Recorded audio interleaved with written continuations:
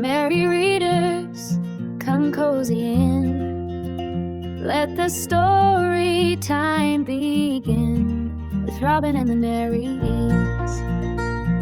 Hi Merry Readers, this is chapter 16, which is the second video for October 5th of my A Discovery of Witches real-time reread deep dive.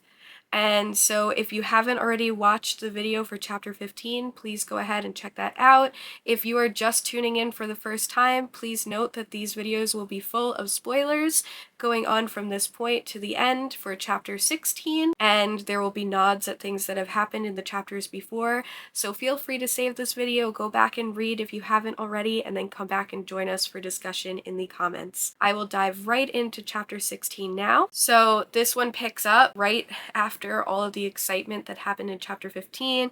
Night has fallen over Oxford. Diana sleeps under a sedative, still wrapped in shock from the photographs of her parents that came in an envelope. Matthew keeps vigil, fighting off the seething rage that threatens to push him into violence. He slips into the hall, touches Lazarus's silver coffin at his neck, a talisman of rage, grief, and self-control, and finally checks his missed calls. Marcus's messages are urgent. The DNA results are back and they're surprising. When Marcus arrives with the report and Matthew's passport, we get one of the book's rare flashbacks, Marcus's origin story in full. Matthew saving Lafayette at Brandywine, dragging a fevered young medic into the Pennsylvania wilderness, draining his blood and rebirthing him under the watch of the Oneida. The legends around the whirlwind witch foreshadow how vampires are mythologized by humans and creatures alike. Back in Oxford, Matthew pores over Diana's results. She carries nearly every known witch marker, plus dozens of unknown sequences.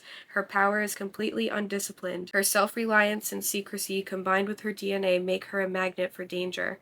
Matthew shows Marcus the photograph from the envelope. They realize Diana has believed her parents were killed by humans, but Jillian has told her that it was witches. Turns out to be true. The picture and the scent of Peter Knox are on it and are a threat to Matthew. Marcus warns him this romance violates the covenant and the centuries-old interspecies treaty. The congregation could see any move against Knox as a direct challenge. Matthew bristles. He has no intention of leaving Diana or of keeping the secret about her parents. He's made up his mind. He will take her to Sept-Tours, to the de Clermont ancestral fortress, despite Marcus's protests about Isabeau's hatred of witches. After Marcus leaves, Matthew sits alone under the goddess Diana print, quoting poetry about the huntress and prey. In the bedroom, Diana murmurs in her sleep, clutching his sweater, "You're not lost, I found you." She's already hearing his thoughts. "I'm brave enough for both of us," she whispers. Matthew's need for her solidifies.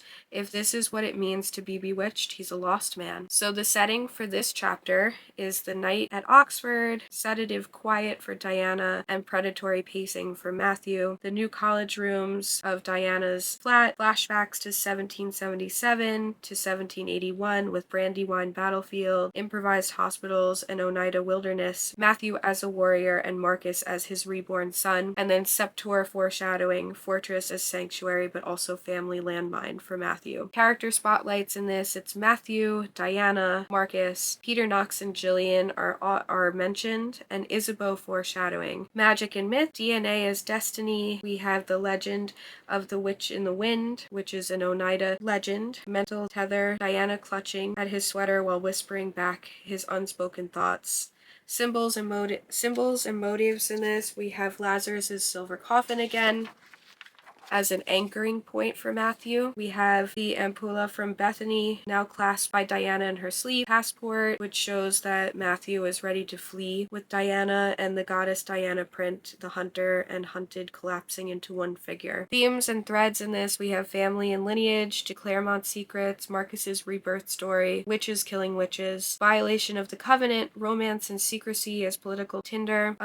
We have hunter versus hunted, revised, Diana as both quarry and captor, secrets versus transparency, Marcus urging honesty, Matthew doubling down on silence. So there's a lot of foreshadowing in all of this for the coming chapters. Romance watch, even unconscious, Diana anchors Matthew. He watches her breathing. He feels protective over her, and finally he admits, at least to himself, that being bewitched by her matters more than blood, family, or safety. Mood and tone, we the predator in a cage, flashback grandeur of Lafayette's war on Oneida, Boris, contrast with the claustrophobic Oxford flat, tenderness inside danger, realization of just how much danger they're in is building. The discussion question for this chapter is, Marcus frames the chapter's dilemma. Matthew has crossed an ancient line for Diana, defying the congregation, risking his family, and bringing her to Sept-Tours. Does Matthew's choice to keep secrets to protect Diana actually protect her, or make her more vulnerable? At what point does protection become control? And alternatively, another question I have is, how does learning Marcus's origin story shift your perception of Matthew's role as maker, protector, and judge? So I'd really love to hear your thoughts on this. This is a really rich chapter. And on that, I will see you tomorrow for another double chapter day for chapters 17 and 18. All right, see you tomorrow. Bye. So many readers, close your eyes.